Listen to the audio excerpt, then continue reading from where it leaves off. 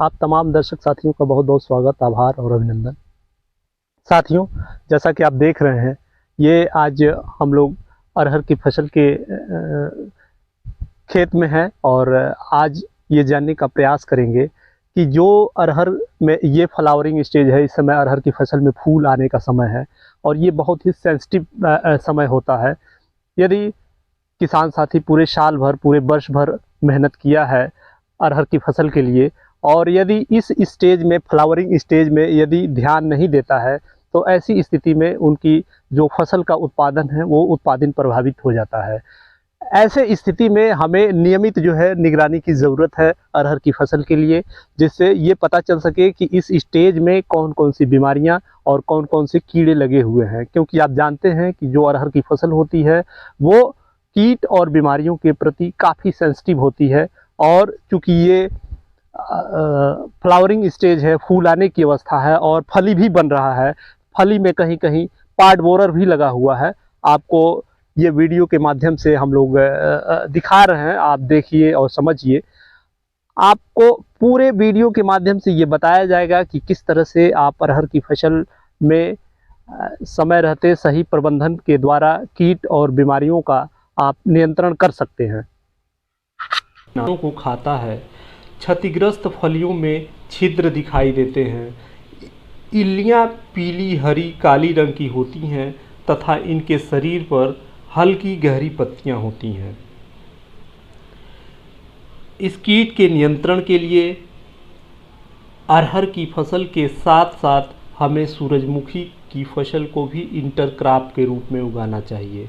इसके लिए 9 पंक्तियां अरहर के बाद एक पंक्ति सूरजमुखी उगाने से इस कीट के प्रकोप को कम किया जा सकता है। इसके साथ ही हमें फेरोमोन ट्रैप का इस्तेमाल करना चाहिए। 12 फेरोमोन ट्रैप 1 हेक्टेयर फसल में लगाने से इस कीट को नियंत्रित किया जा सकता है। इसके अतिरिक्त नीम आयल 0.03% WSP की 2.5 से 5 लीटर मात्रा प्रति हेक्टेयर के हिसाब से प्रयोग करने से इस कीट को प्रबंधित किया जा सकता है। यदि नीम आयल उपलब्ध न हो तो स्पाइनोसेड 45% यस्सी कीटनाशक की 125 से 162 ml मात्रा को प्रति हेक्टेयर के हिसाब से यदि हम स्प्रे कर देते हैं तो इस कीट का नियंत्रण हो जाता है। यदि स्पाइनोसेड नहीं मिलता है तो हम इमामेक्टिन बेंजोएट नामक कीटनाशक का प्रयोग कर सकते हैं। इमामेक्टिन बेंजोएट 5% एसजी की 220 ग्राम मात्रा को प्रति हेक्टेयर के हिसाब से प्रयोग करने से इस कीट को नियंत्रित किया जा सकता है।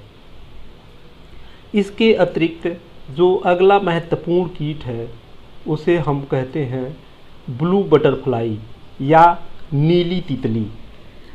इस कीट की सुंडियां फलियों को छेद कर उनके दानों को नुकसान पहुंचाती हैं। इसके साथ ही यह बर्ड्स, फ्लावर और नए पत्तियों को भी नुकसान करती है। पूर्ण विकसित सुंडी पीली, हरी, लाल तथा हल्के रंग की होती है तथा इनके शरीर की निचली सतह छोटे छोटे बालों से ढकी होती है। इस कीट के नियंत्रण के लिए हमें सघन बुआई से बचना चाहिए। पौधों को हमें दूर दूर लगाना चाहिए। और यदि रासायनिक नियंत्रण की बात करें तो लैम्डा साइहैलोथ्रीन 4.9% CS की 200 ml मात्रा प्रति एकड़ के हिसाब से स्प्रे हम यदि कर देते हैं तो इस कीट का नियंत्रण हो जाता है। इसके बाद जो अगला महत्वपूर्ण कीट है इसे हम कहते हैं ब्लू माथ। ब्लू माथ इस कीट की इल्ली फली पर छोटा सा गोल छेद बनाती है। इसकी इल्लियां हरी तथा छोटे छोटे कांटों से आच्छादित रहती हैं। इस कीट के नियंत्रण के लिए हमें नीम आयल 0.03% WSP की 2.5 से 5 लीटर मात्रा को प्रति हेक्टेयर के हिसाब से यदि हम स्प्रे करते हैं तो इसको नियंत्रित किया जा सकता है। इसके साथ ही यदि नीम ऑयल उपलब्ध न हो तो हम क्लोरोपाइरीफास 20% EC की 400 से 500 ml मात्रा को प्रति हेक्टेयर के हिसाब से स्प्रे करने से इस कीट का नियंत्रण हो जाता है। यदि हम रोग की बात करें अरहर की फसल में तो इसमें एक उकठा रोग लगता है जो बहुत महत्वपूर्ण होता है। उकठा रोग, इस रोग का प्रकोप अधिक होता है। यह फ्यूजेरियम नामक कवक से फैलता है। रोग के लक्षण साधारणतया फसल में फूल लगने की अवस्था पर दिखाई देते हैं। नवंबर से जनवरी महीने के बीच में यह रोग देखा जा सकता है। पौधा पीला होकर सूख जाता है। इसमें जड़ें सड़कर गहरे रंग की हो जाती हैं तथा छाल हटाने पर जड़ से लेकर तने की ऊंचाई तक काले रंग की धारियां पाई जाती हैं।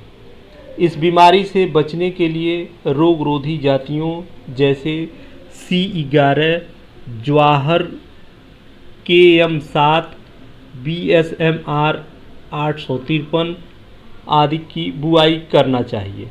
उन्नत जातियों का बीजोपचार करके ही बोने से इस रोग से नियंत्रित किया जा सकता है। गर्मी में खेत की गहरी जुताई व अरहर के साथ ज्वार की अंतर्वर्ती फसल लेने से इस रोग का संक्रमण कम किया जा सकता है।